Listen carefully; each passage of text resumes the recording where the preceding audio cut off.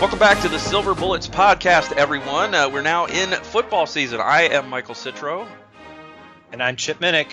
And Chip, scored a lot of points this weekend, Ohio State did, against those Beavers. And I guess just to start the show out, why don't I get your overall thoughts of the game? Both of us, I think, underestimated the amount of points scored by both teams in this game.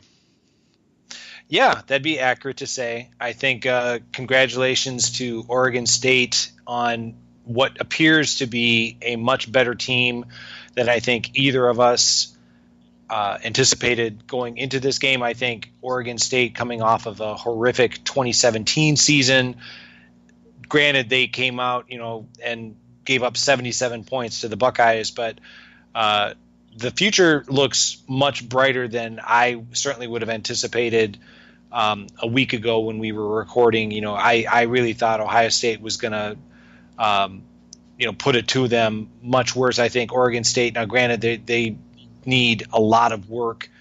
There's a lot of talent deficiencies. As I just said, Ohio State put 77 points on the board. That's something that can't continue if Oregon State wants to improve and be competitive within the Pac-12. But I do believe that Jonathan Smith, for a first-year head coach, he had Oregon State, playing competitively throughout the game. They put up 31 points on the Buckeyes, and I think that they will be a much tougher opponent for the teams within the Pac-12 than they have been over the previous seasons. Well, the good news for the Beavers is that they will not face an offense with this kind of talent on it probably the rest of the year.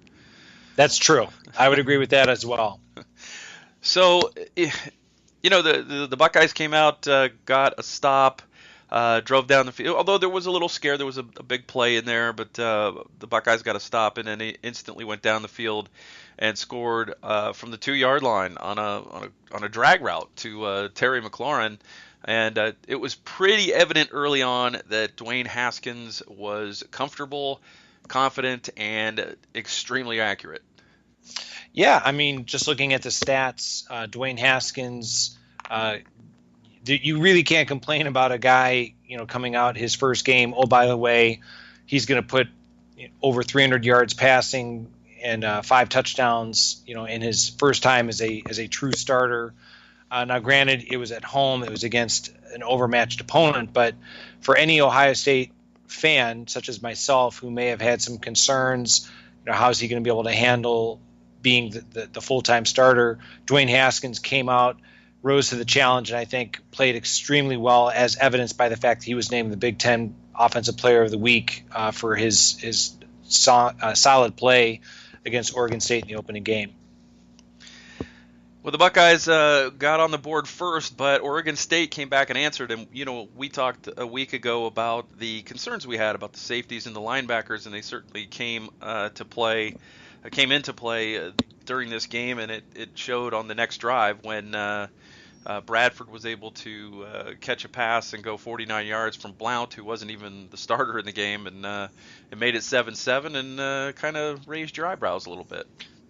I would agree with that as well, because the fact that Jordan Fuller was withheld due to concerns about his hamstring, Jocelyn Wint, as we will discuss, there were concerns about inexperience, poor angles, poor tackling. The defense certainly has room for improvement, as we will discuss throughout the podcast. Yeah, Jocelyn went the wrong way a few times, is the way I was saying it. Yes. But as it really was kind of a moot score. I mean, Ohio State then went on a roll and scored, 5 straight touchdowns to basically, put this game to bed early, even though, Oregon State would go on to score 31 points. The Buckeyes had more than that, by halftime. So, Weber got a 16-yard run. Rashad Berry scored on a touchdown pass from 6 yards out. Weber broke a big run for 49. He scored on one of those pop passes, which was so easy. You could tell when he got the ball that he had the angle, the blocking was out wide. There's no one who was going to touch him. Bosa recovered a fumble in the end zone. Big day for Nick Bosa, who I thought might have a shot at Defensive Player of the Week in the Big Ten, but of course he didn't probably play enough snaps to get it. And then Bradford scored again late for Oregon State, and with just 19 seconds left to go on a 7-yard pass on a. I think that was the what I was that the no. I'm not sure if that was the annoying drive where there was the two offsides which were exacerbated by pass interference penalties, or if that was the drive before that resulted in the incomplete pass the missed field goal. But anyway, it was 42-14 at halftime, and it pretty much looked over. Yeah, I would agree. It Ohio State was in complete command at the half, and then, as we all know, for those of us who are not named Tony Gerdeman and Tom Orr, who were attending the game on behalf of the Ozone, those of us watching from home, we were, I guess you could say, treated with, a 90-minute wait, in terms of, and I can only imagine what that must have been like at the stadium while it was pouring down rain. But for the players, I think, no matter if you're talking for Ohio State or Oregon State, just that complete stalled momentum of the game itself, it just kind of been very difficult to come out and play with the same kind of intensity that was evident during the first half. Well, it sure was for the defenses, because each team then scored on its first offensive play after the break. Terry McLaurin took a short pass, turned it into a 75-yard running touchdown, and then Artavis Pierce just went the distance from 80 on the next offensive play from scrimmage. So the defenses, I think, were still asleep after that 90-minute wait. Yeah, I think Tony and Tom in their post-game across the field podcast that like they immediately after the game, they were saying, all right, when you look at it, Antoine Jackson, who is a backup defensive lineman, he didn't wrap up, which led to that lengthy run by Oregon State. You can find, if you want to, find, like major flaws and issues to be concerned about. The reality is that, against a better opponent, and as you said, Ohio State was in, in complete command after the first half. Against a better opponent, that defensive lineman is going to probably be, Robert Landers. It's going to probably be Nick Bosa. It's going to probably be Draymond Jones. So I'm not trying to excuse the fact or take anything away from Oregon State for, continuing to play hard. I just think any fan who says, "Oh my gosh, like the defense is terrible," let's look at the circumstances that kind of surround that situation entirely. Sure, correctable mistakes. We saw, one thing you can always count on early in a season is missed tackles, especially by young players, and we saw one on that play. But that in and of itself doesn't lead to an 80-yard touchdown run. You need other things to happen, and some of those things are linebackers not filling correctly, bad angles to the ball by the safeties, and we saw all of that in a perfect storm on that play. And Artavis Pierce, I got to say, much faster player than I thought he was. Yes, that's, again, goes back to Oregon State. I think they will be much better than they were in 2017. Now, granted, the room for improvement is substantial when you're coming off a 1-11 season. Mm-hmm. But I think it also speaks to the attitude adjustment and better coaching that Jonathan Smith and his coaching staff are doing at Oregon State. So I just think that they're going to be a much better opponent within the Pac-12, going forward. And, so it was, if anything, if I was an Oregon State fan, I would walk away from this game feeling much more optimistic about the future than probably what it was like over the previous with the previous coaching regime. Yeah, Buckeyes came right back after that, a 75-yard drive on 10 plays, taking only 2:31 off the clock. Paris Campbell capping that off with an 8-yard reception from Haskins. And then Pierce got ripped off a 78-yarder on a 2-play drive that went 76 yards. Um, and after a tackle for loss, you thought maybe the defense is back into it, and then no, it was not. It was it was another long run, and another bad angle from Wint. Yeah, I like as we keep. It sounds like a broken record, but correctable mistakes, Hmm. coachable moments, and let's not forget the fact that Jocelyn Wint making his first start, uh, primarily, has been a special teams contributor for Ohio State. Uh, I'm not sure how much Jocelyn Wint will be playing as a starter if Jordan Fuller is healthy, coming into this game next week against Rutgers and, in the subsequent week. So, obviously Jocelyn Wint wants to improve, he as well as, we've talked about the linebackers as well. Hmm. Uh, their mistakes were evident to us, watching from home. They get the joy of, I'm sure, with a very gentle, soothing voice from Bill Davis and Greg Schiano in front of their teammates, being corrected, when they're being evaluated on film. Hmm. So I just genuinely believe that the defense will be much better in terms of their their tackling, the angles that they take. I think we're going to see a better defense, or at least we need to, as Ohio State fans, if the Buckeyes are going to truly remain in the discussion for being a possible national championship contender. So Oregon State, Chip, finished the third quarter, actually won the third quarter, added a field goal. Ohio State had about a three-play just kind of meltdown on the offensive line. The offensive line played great all day, but there was about 3 plays in a row where Haskins was under pressure. One of those forced a high throw, and he threw an interception. And then they came out and made the tackle, but the guy fumbles the ball, and then they end up getting 30 more yards on their fumble return, and it puts them in good spot. But the defense did well to limit that and not allow another touchdown. And to get through that third quarter, and I think it woke Ohio State up a little bit because the Buckeyes went on to outscore Oregon State 21-0 in the fourth quarter.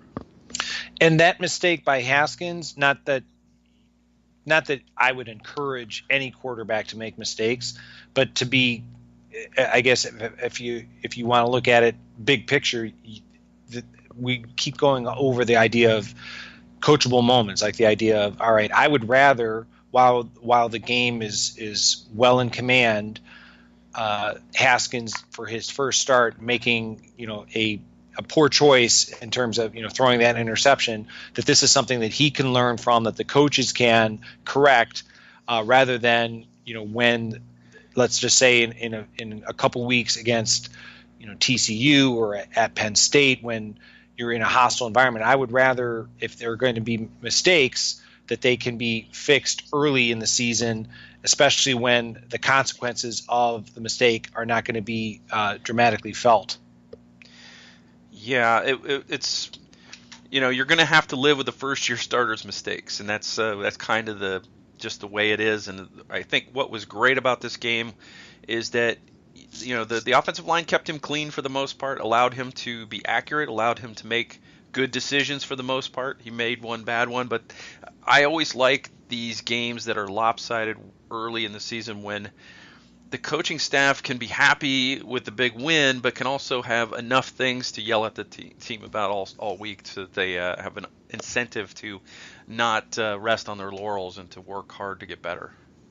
And let's not forget the fact that one of those people who's going to be yelling at the team for the mistakes that were made is the head coach, who now gets to be back, kind of correcting, some of the errors that we saw, some of the things that he has not been able to be on the field himself for the previous several weeks. So I'm sure he is definitely going to be trying to make up for lost time, so to speak, with regards to correcting mistakes.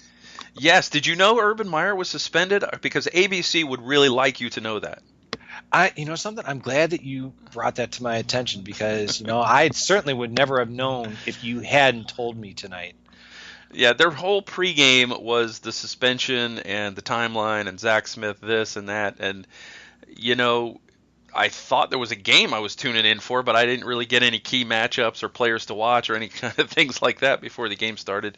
It was just all Urban Meyer suspension all the time, Gene Smith suspension, and it's a big story. But I mean, on game day, maybe mention it and then get on to the game. That's my opinion, but I guess it is what it is, and the bed has been made, and Ohio State has to lie in it. But it was that part was a little aggravating, but it was even worse at the end of the first quarter when they came back from commercial break for the start of the second quarter, when they started talking about it again for just kind of out of left field. It like came from nowhere.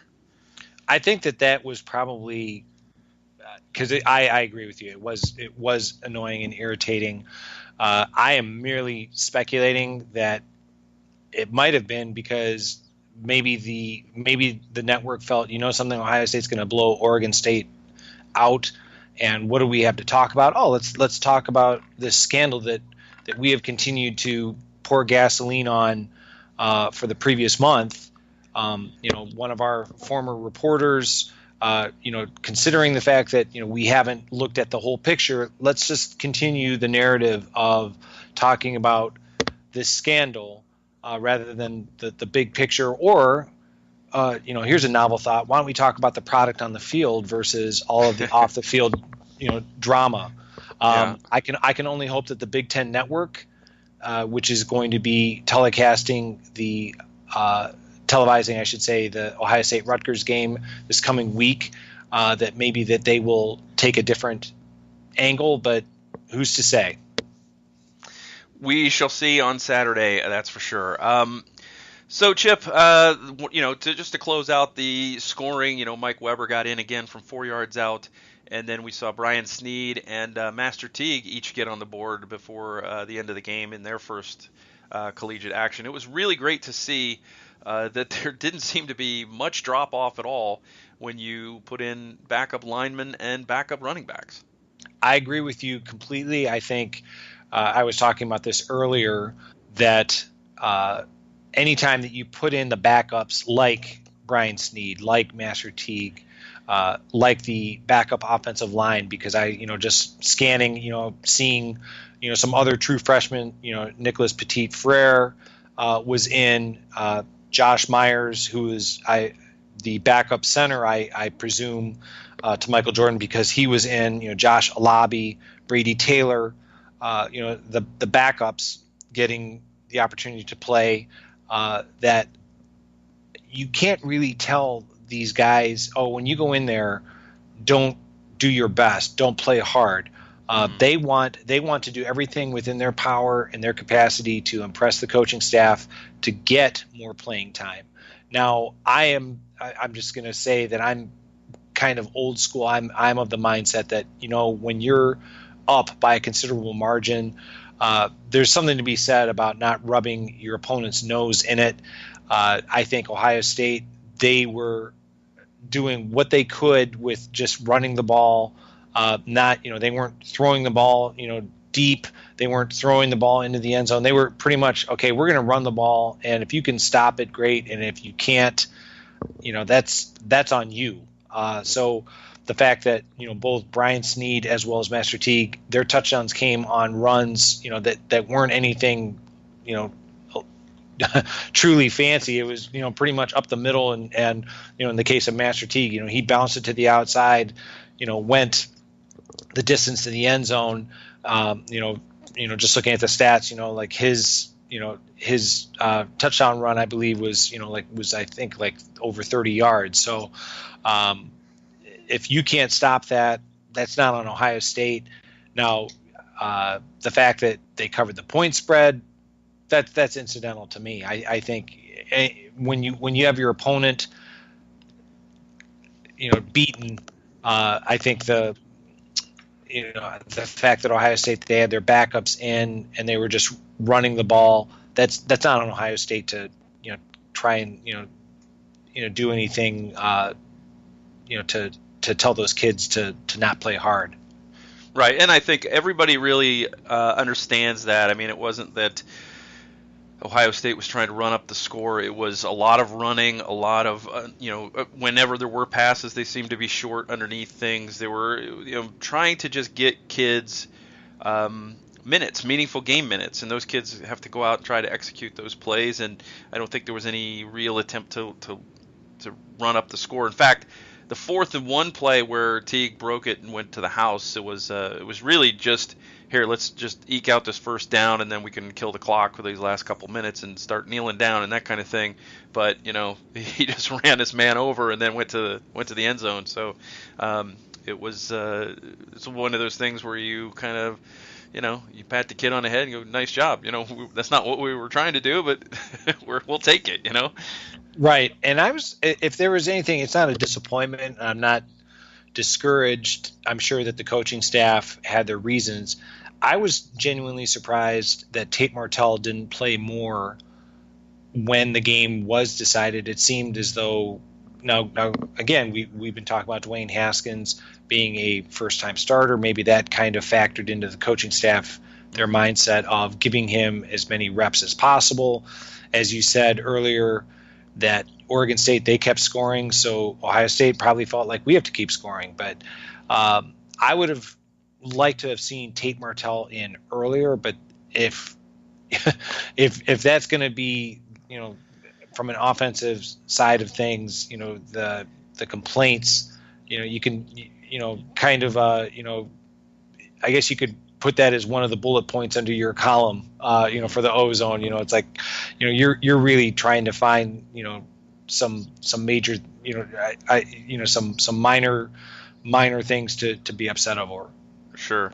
And Tate got in the second quarter, but what was a little disappointing was he didn't get to work with the first team offense when he was in that series.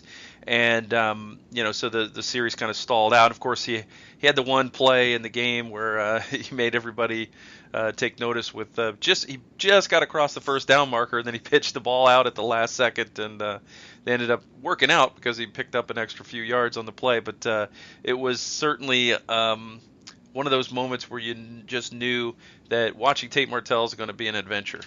I agree with you. I think that that kind of wizardry Ohio State fans have not seen at the quarterback position in quite a long time.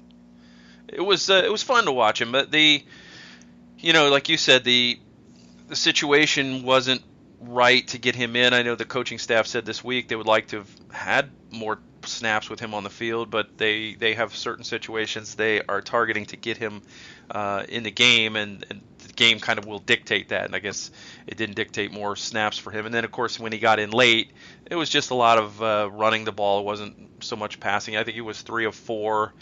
Nothing really to write home about. But Haskins a big day, Weber a big day. Nick Bosa and Draymond Jones with big days for the defense. Pretty much went according to plan. I think they got through the game without any injuries, which is good. And that's kind of the perfect home opener. Absolutely. As you said, getting through the home opener with more points than your opponent, getting through with no injuries or at least anything substantial, because I'm sure anyone will tell you that has played major college football that everyone's going to walk out of there with some nicks and bruises and whatnot. But as far as we know as fans, there were no substantial injuries that are going to impact the Buckeyes going into week 2. Chip, before we talk about our pleasant surprises for the game, tell me some of the things that were not so good. Obviously, we talked about a little bit about the linebacker play, a little bit about the safety play. We saw Tuff Borland for 10 plays. He was on a pitch count. Certainly those plays that he was in, it was pretty noticeable. And just give me your thoughts on some of the things that didn't quite go the way you'd hoped they would. Well, we've talked about the poor angles. We talked about the long plays. We kind of alluded to it earlier, but the offside penalties that Chase Young, the pass interference calls on Jeffrey Okudah, those are concerning. But I would rather them happen in game 1 against Oregon State versus let's just say against TCU or Penn State or any other opponent. I keep going back to it, but the idea of correctable mistakes, I think by and large, it was puzzling about the special teams.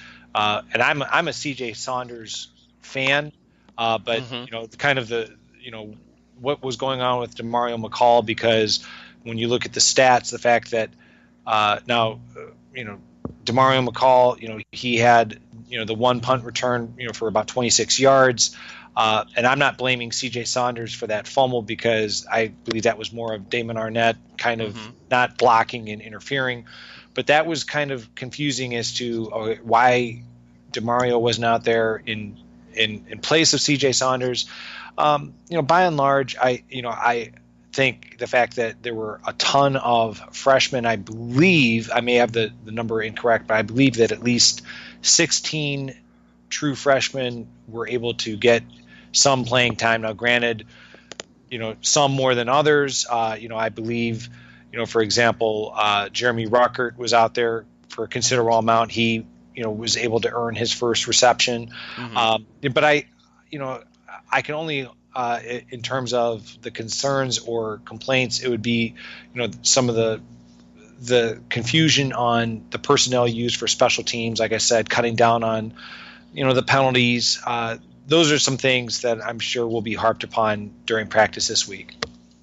Yeah, absolutely. I thought that you touched on all the things that I thought didn't quite go so well for Ohio State. The other things I think were a little surprising to me is, one, really not not a lot of explosive plays from J.K. Dobbins. We saw plenty of them from Weber, but Dobbins seemed to have a little bit of a slow start, and he did okay. His yards per carry were fine, and his production was good, but maybe not that not that big home run play that we're used to seeing out of J.K. Dobbins. So that was a little disappointing considering the defense that he was going up against. And then the other was not a lot from Paris Campbell in this game. Yeah, Paris Campbell, I mean, looking at the stats, he, had 4 receptions for, 22 yards. He had the one touchdown, which was, one of those, just little, like pooch passes that, Mm-hmm. I always think of, like Troy Smith kind of lamenting, man, like if I could have played in an offense like that, in terms of like his touchdown passes. But Paris Campbell did not seem to be as much of a factor. I'm not sure what was going on with J.K. Dobbins, because it would have seemed likely that he could have had a bigger game in the same kind of fashion that Mike Weber did. I'm not sure if it was just maybe the play design, but those are, I wouldn't say I'm concerned, but just kind of confused by. Yeah. I'm not concerned. I think J.K. Dobbins is beyond the benefit of the doubt, but it was just one of those things where it's actually nice that Ohio State has this stable of backs, where if one guy's having a little bit off, they could just give the other guy more carries, and that's kind of what happened. It was a kind of an even mixture for a while, and then Weber just really emerged as the hot guy on Saturday, and set a career high. It was really great to see Mike Weber running away from people, using the stiff arm of justice once or twice, and just basically toying with the Beavers. Yeah, I think for Mike Weber, who had such a frustrating start to the beginning of 2017, this probably validated the confidence that he has in himself. That he has been telling people, I've definitely, my speed has improved, and I think there's been a lot of healthy skepticism by the fans, like, because he just seems like more of that bruising plow horse type running back. Now, granted, he had big plays against Michigan State last year, but he kind of can point to I did it against Oregon State in the opener. So my speed has improved, and I can be a workhorse back with J.K. Dobbins. So all in all, the fact that Ohio State, they were able to put up nearly 400 yards on the ground through a variety of different players, like we talked about, not just Weber and Dobbins, but Master Teague and Brian Snead and some of the others, like the quarterbacks, being involved. It's something that I'm sure Urban Meyer enjoyed from his beautiful home while he was listening to the nice commentary from the ABC announcers. Yeah, I didn't expect a 12 yards per carry average out of Dwayne Haskins. Well, yeah, well, we touched on it last week, but just the mere fact that Urban Meyer, he is, his voice is not going to be coming across on the headsets. So who's to say that between Kevin Wilson and Ryan Day, that I'm not saying that the zone read is completely stricken from the playbook, but kind of makes you wonder, like the fact that there was one less cook in the kitchen on the offensive play calling, how much that impacted Dwayne Haskins. The fact that he averaged 12 yards a carry, but he was not really a running threat that Ohio State fans have grown accustomed to with the Urban Meyer era. Yeah, I think Haskins will be a lot more like Cardale Jones, where he's got nothing downfield. He sees some room in front of him, and he's going to get yards that way, where maybe he's a little bit more athletic than he looks or than you expect. And, before you know it, he's ripped off 8 or 10 yards, and, it just seemed like he just started running. So that's kind of where I see him. Yeah, and I agree with you, and I have no problem with that, because I think Dwayne Haskins, where he's going to make his money in eventually in the NFL, it's going to be through that powerful right arm. It's not going to be with his legs, and take the yards when they're there, but that's not his game, and I don't think he should try to play JT Barrett's game. I think he should play within himself, and his mobility is sufficient enough for the offense, and I think the Ohio State coaching staff would be doing Dwayne Haskins a major disservice if they tried to play him in the mold of JT Barrett instead of in the mold of Dwayne Haskins. Yeah. Haskins, big game, 313 yards, 5 touchdowns. Both of those are Ohio State records for a quarterback in his first start. So congrats to Dwayne. Chip, let's talk a little bit about our pleasant surprises in the game. Obviously, we expected a lot of good things in this game. I'm going to go first because I let you go first last time. So I'll let you be the agreeer this time instead of me. Okay. My first pleasant surprise, Drew Chrisman, only called upon once, but he just absolutely jacked his punt and killed it down inside the 5, and it led to I'm going to make this mistake a lot, the Nick Bosa touchdown. No, anytime that your offense is out there turning, second down, third down into extending the drive, for another fresh set of downs is a good thing. And as you said, Drew Chrisman, he's more than just a capable, bottle flipper. He is definitely, he is a very powerful punter, as evidenced by what he did on Saturday. So when Drew Chrisman was called upon, he rose to the occasion with that boom and set up the Ohio State defense in terrific field position that they were able to capitalize on against Oregon State. My second pleasant surprise is a group of receivers that played with absolute competence for a change. I don't think it's any real shock that if you get rid of a bad position coach, all of a sudden that position group turns it up a notch. I thought the receivers did a phenomenal job, not only catching anything that was in their area, but also making something happen with the ball after the catch. Yeah, I mean, just looking at the stats, KJ Hill, 6 receptions, Austin Mack, 5 receptions, Terry McLaurin had 4. He averaged 30 yards a catch. We talked about that, that long 75-yard reception that resulted in his second touchdown.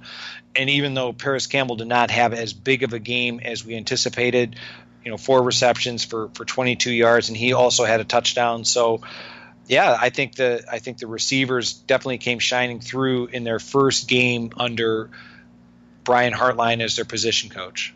Yeah, kudos to Brian Hartline. That group was ready to play. I'm going to be extremely interested to see what this group can do against a more high-pressing group of defensive backs. We certainly did not see that from Oregon State, but I would say when you play the Michigan States of the world and the Michigans and the Penn States, you're going to get a lot tighter coverage, and it will be interesting to see how they handle,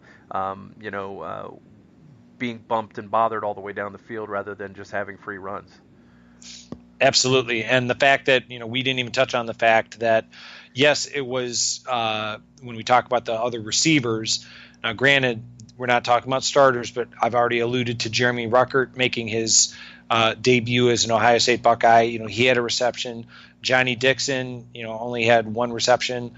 Rashad Berry, he was one of the people who added to the point total with his one reception being a 6-yard touchdown. Mm-hmm. True freshman Chris Olave got a reception, and Jalen Harris also as well.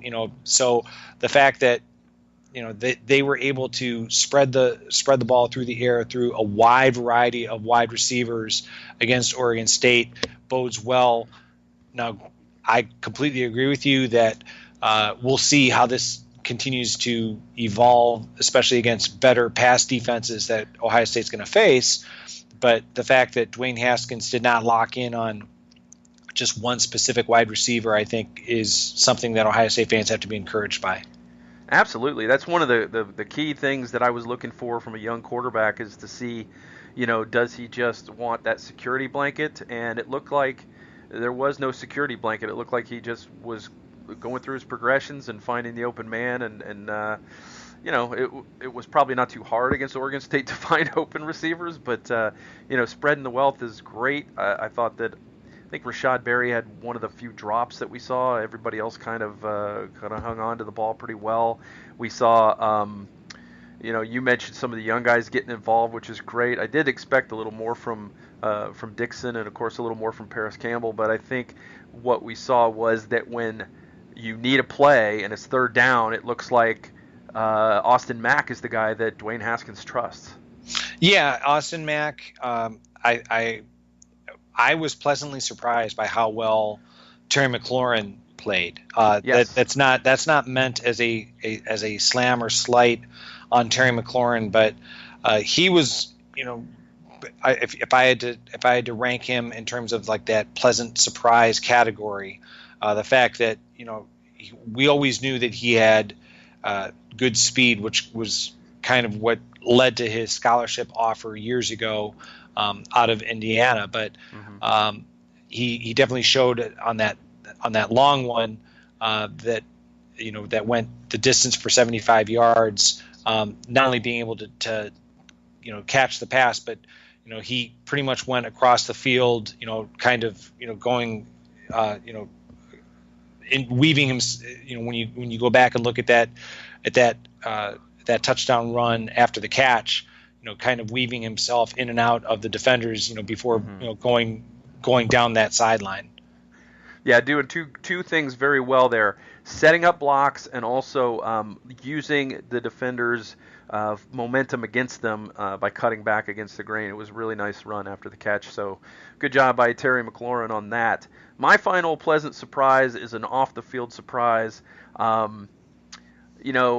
think 4 or 5 times during that broadcast, I saw the commercial about the she shed catching on fire. You familiar with that commercial? I am familiar with that. So I just, after about the 4th or 5th time, I just tweeted out, because it was almost like seeped into my unconscious or subconscious. I said, your she shed was struck by lightning. And I pleasantly was surprised to find a response from Beanie Wells that said, that's my favorite commercial. Well, anytime that that you're kind of striking a positive tone with Beanie Wells, I think that that's something to be proud of. That may be the first time that Beanie Wells has acknowledged my existence, which is probably as it should be. Chip, those are my pleasant surprises. What else did you see? I'm gonna just because I agree with all of them. The other one I wanted to bring up was Malcolm Pridgeon.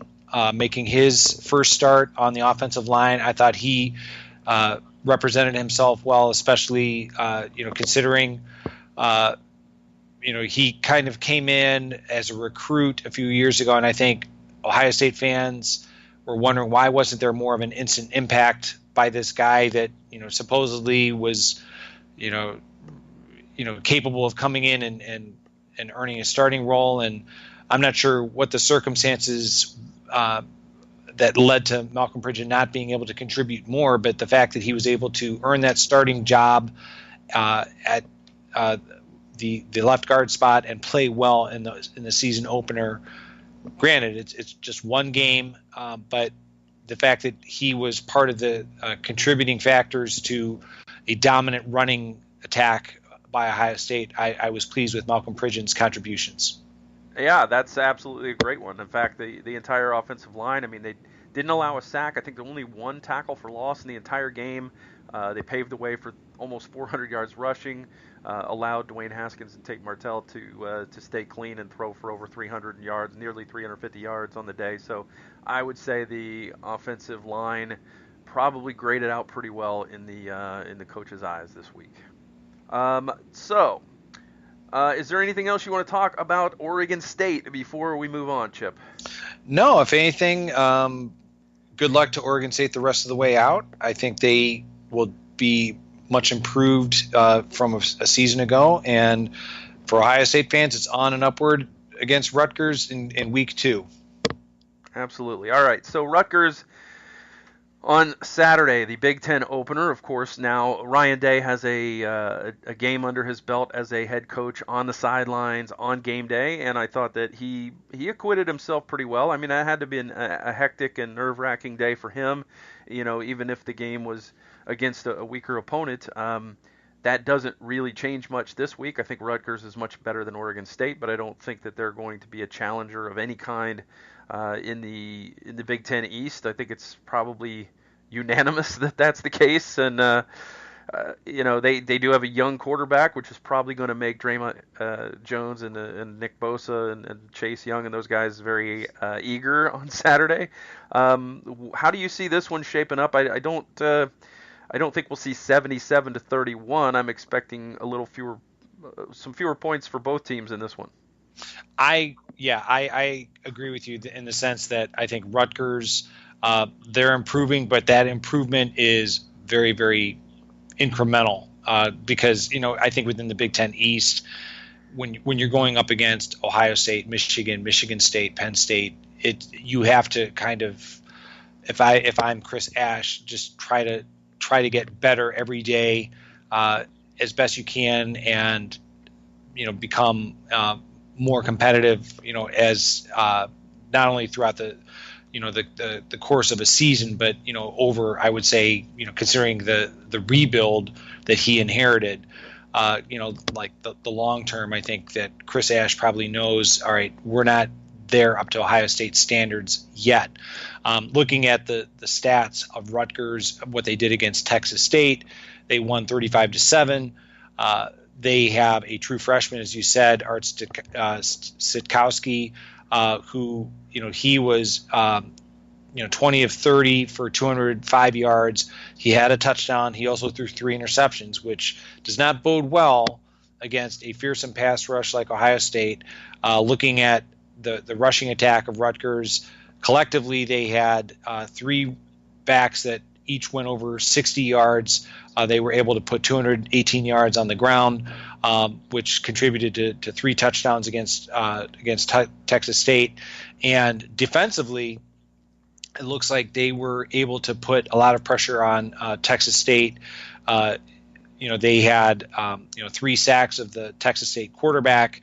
Now, Rutgers in the Chris Ash era has not scored a point against Ohio State.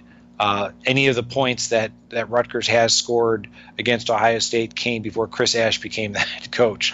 So there's a stark talent differential. I do agree with you that I do not believe it's going to be 77 points, but I also do believe that Ohio State is going to have this game well in hand. If not by halftime, definitely by the end of the third quarter. I think this is the kind of thing where, hopefully we'll see more of Tate Martell, as we were talking about earlier, some more of those backups. These are the kind of games that when I think of that new freshman rule, this is a game that hopefully you see more and more of those true freshmen getting an opportunity to play if the game is well in hand, as I believe it will be.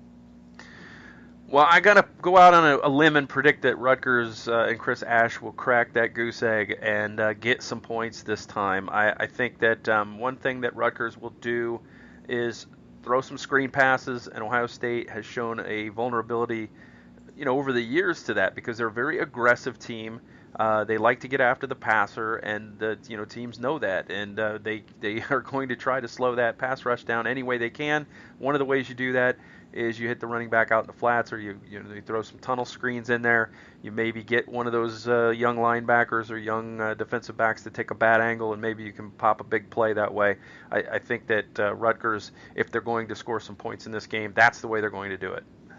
No, I think you're absolutely correct. Just looking at, it's not just Chris Ash having coached with and for Urban Meyer, who again he's not going to be on the sidelines, but the name escapes me, so I apologize for this. But the fact that Greg Schiano, being the former head coach of Rutgers years ago, the offensive coordinator for Rutgers is now on Chris Ash's staff. So you have a lot of people that are familiar in terms of coaching tendencies, in terms of, all right, well, this is the kind of thing that Greg Schiano likes to do defensively. So as you said, like running screens,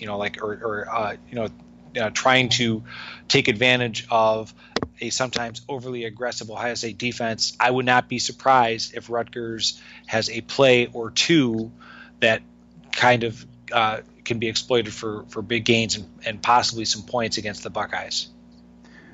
Do you have a score prediction for me, Chip? Okay. I'm terrible at this, because I said 56-3 last week, and as I think I tweeted in a reply to you that I underestimated how dominant Ohio State would be. I'm going to say that Ohio State, they're going to put 49 on the board, but I also believe that Rutgers, like you, they're going to finally break out of the scoreless goose egg that they've had during the Chris Ash era. So I'm going to say Ohio State 49, Rutgers 14.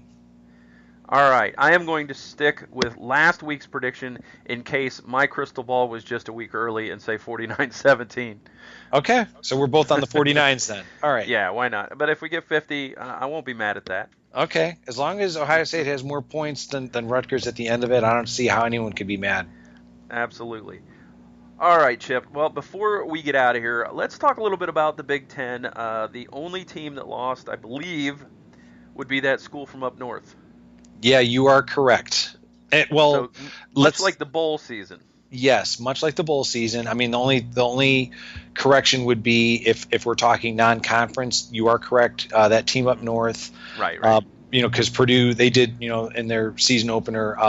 But I'm sure Purdue was kind of kicking themselves about, turning the ball over and kind of gift wrapping that game for Northwestern. But getting back to the question at hand, or the team that we all have come to loathe throughout our collective Ohio State fandom, that team up north, for all of the praise and accolades of the new quarterback, it pretty much seemed kind of like the same old team that Ohio State fans have come to kind of chuckle and ridicule, during the Jim Harbaugh era. The offense did not look any better. I believe Tony Gerdeman, I'm going to probably butcher this, but Tony Gerdeman said something on Twitter about it did not seem like the influence of Ed Warner has been truly felt by that offensive line, which is now, it was only one game, so let's not make it out to be more than what it is. But that offense certainly did not look much different than what Ohio State fans and Big Ten fans have seen from that team up north over the previous season or the previous seasons during Jim Harbaugh's tenure. Yeah, and it's really hard to tell how good Notre Dame is at this point. Are they the same old Notre Dame where they kind of look good early and then they fade, or are they legit this year? We don't know that. Yeah, and another thing that would be concerning to me is for all of the talk of the dominant defense of the Wolverines, it certainly didn't seem it on Saturday night when I was watching it. The fact that Notre Dame, Brandon Wimbush is not to be confused with, a stellar quarterback, and the fact that they were able to put up points on the board quite easily, I might add, in the first half against this vaunted defense would be somewhat disconcerting. Yeah, although it looked like Michigan did calm down and make adjustments and sort of flex their muscles defensively after that initial barrage. Yes, I think that they will be better. They have this coming weekend. I believe it's Western Michigan, if I'm not mistaken, is who they will be playing. So, they'll get into the win column, or they should get into the win column. But if I was a fan of the Wolverines, I'd be hoping for much better, offensive output and offensive consistency than what they were led to believe, throughout the offseason. And you wouldn't be a co-host of the Silver Bullets podcast. That's true. Well, I want to give I'd like to believe I'm a little bit more politically correct than our esteemed colleague Shannon, who like he'd still be going on and on in terms of throwing a lot of colorful terms and vitriol about the Wolverines if he was joining us tonight. Yeah. How about Harbaugh? How do you think he's got to play out this season to avoid being on the hot seat? I think he has to beat Michigan State, and he has to, if not beat Ohio State, I think he has to be far more competitive than he has been. That would be because I think all of the shtick, for lack of a better word, is it has to be wearing thin. All of the goofiness, in terms of the recruiting antics, all of the things that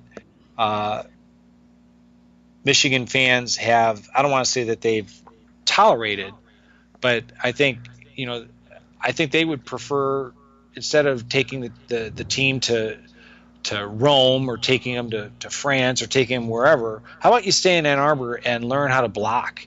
How about you stay in Ann Arbor and develop a cohesive passing game?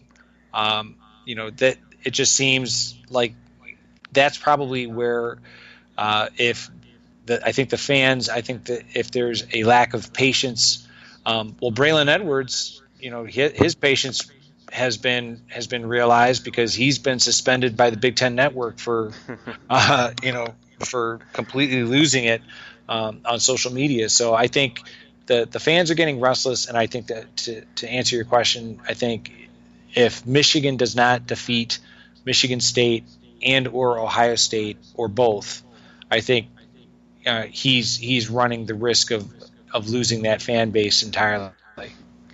Well, I will say this: I really hated that Iowa game last year, but it almost was worthwhile. Because the Iowa fans in my timeline today were giving Braylon Edwards all kinds of grief about being compared to Iowa, because they said, no, Iowa is actually can beat Ohio State and win its division. Well, we'll see what Iowa. They've got the fact that they were able to defeat Ohio State soundly at home, and the fact that Ohio State will not be playing them for another few years. They get to savor that victory over Ohio State for the next few years. The only way Ohio State is going to run into Iowa is if the Hawkeyes win the Big Ten West. So if I was a Hawkeye fan, I'd be a little bit more concerned about what's coming down the pike for them within their own division versus what anything Ohio State's doing. Sure. No, it struck me as funny that when Braylon Edwards compared Michigan to Iowa, they were like, "How dare you, sir? We are, we're capable of doing things Michigan is not." So I really enjoyed that. So that was fun. Twitter can be fun sometimes when it's not terrible. So, other than the team up north, it was an okay week for the Big Ten, but huge scares in East Lansing and Happy Valley. In fact, Penn State is very, very fortunate to not have been bitten by the Appalachian State Mountaineers.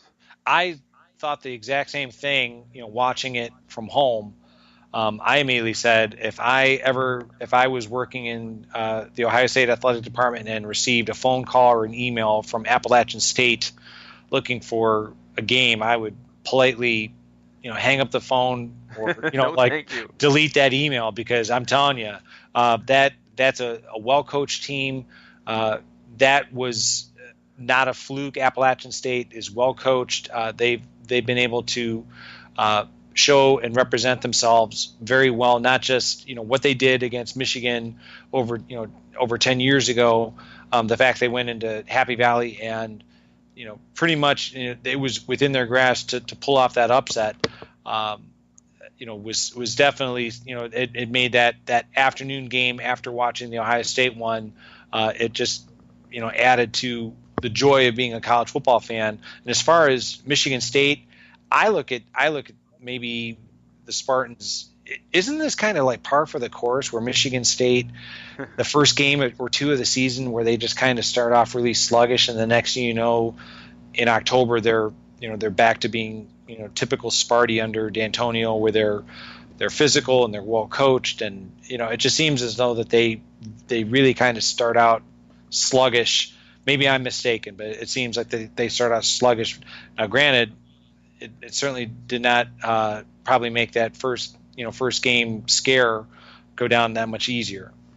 Now, you're not wrong. I mean, Michigan State has been at it for years, where they look kind of bad early, and they squeak out a couple of near misses, and they, somewhere along the line they get a loss, and then all of a sudden you're playing Ohio State, and they're like at 7-1, 8-1. They're highly ranked, and they look like a legitimate, threat to win the East. So, typical Michigan State start, but Utah State, was in that game throughout. In fact, if not for allowing some pressure on that final drive, they might have been able to pull the upset. One of the things that teams do a lot when they are about to pull a big upset, and they don't, sometimes they forget about doing the simple things. And I think Utah State may have had 2nd and 1, and certainly we're at 3rd and 1.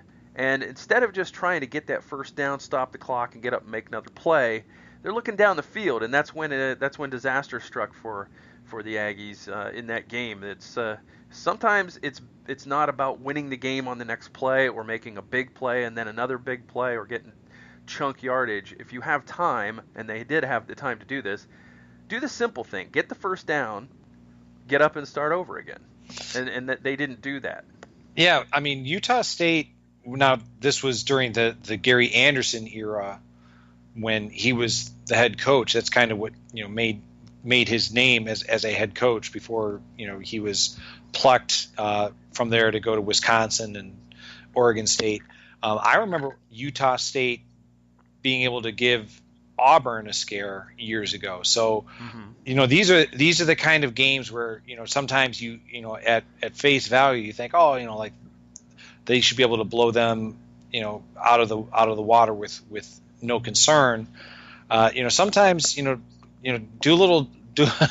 a little more investigating into the opponent, like the Utah States, the Appalachian States. But I agree with you. You always want to, as John Cooper used to say, win the easiest way. Like do the simple things. Get that yard. Instead of going away from what made you competitive in the first place. Mm-hmm. And you're not wrong about Appalachian State. If they call Gene Smith, he should pull the new phone who dis. Exactly. So Appalachian State, again, this is a situation where Penn State very fortunate, because it was a very, very late kickoff return after Appalachian State took a touchdown lead late in that game, and it was almost like a rope-a-dope, but it almost backfired, because a missed tackle at about the 8-yard line could have changed that ending entirely. It was a missed tackle on the kickoff return for Appalachian State. Guy ends up bringing it out near midfield and making it a lot easier for McSorley and company to go down and get that touchdown. And then Appalachian State comes back the other way, and you've got a chance to maybe get closer with a 4th and 4. versus a 56-yard field goal attempt, 58-yard field goal attempt, whatever it was. I think the higher percentage play is to pick up the 4 yards, but they tried to kick, and it was no good, and it went into overtime. And of course, Penn State was able to escape the upset bid there. Yeah, I remember that 4th and 4, yelling at the television, "Go for it!" Because no matter what, the idea that maybe you don't convert the 4th down, but I would rather take my chances versus giving them better field position with that missed field goal. And as you said, it wound up biting Appalachian State and contributing to the eventual loss. Yeah, you got to go down swinging. You got to take your best shot when you're there. And it looked like the timid play from Appalachian State. You wouldn't expect that from them, but we didn't get the fake field goal, unfortunately. we just got a miss. And to the kid's credit, I think it had the distance. He just missed pretty far wide to the right. But yeah. Anyway, it didn't make the Big Ten look great on opening weekend. I think the one thing that I have had to deal with from my non-Ohio State people in my life is, how did you give up 31 points to Oregon State? What's wrong with the Buckeyes? And it's just one of those things you just kind of shrug and go, young players, you're missing Tough Borland for the most part, missing Jordan Fuller. You got guys making their first starts, taking bad angles, and, it's not like the game was even close when those things happened. But, I'm not too worried about it, I guess, is the message that I was giving out. I would just say that all of these are correctable mistakes. And this is why we're going to see why the Ohio State coaching staff is making the big bucks, so they say, in terms of why are you taking this angle? I'm sure that the tackling drills are going to be quite lively this week, in anticipation of marked improvement against Rutgers on Saturday.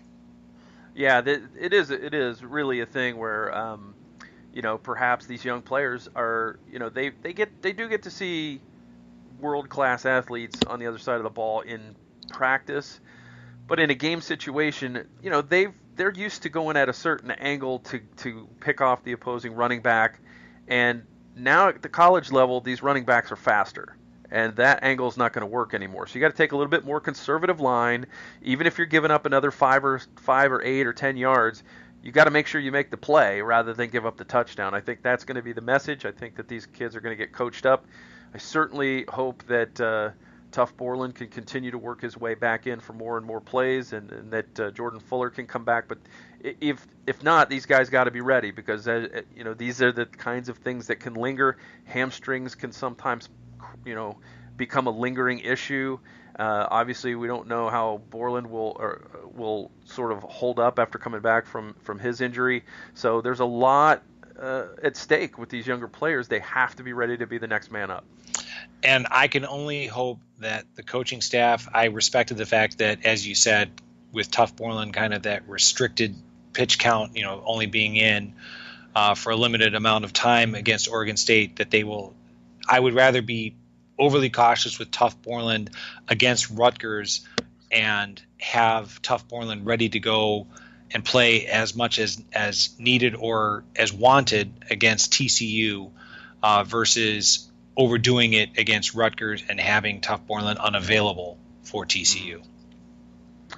Absolutely. All right, Chip. Well, is there anything else we need to talk about this week?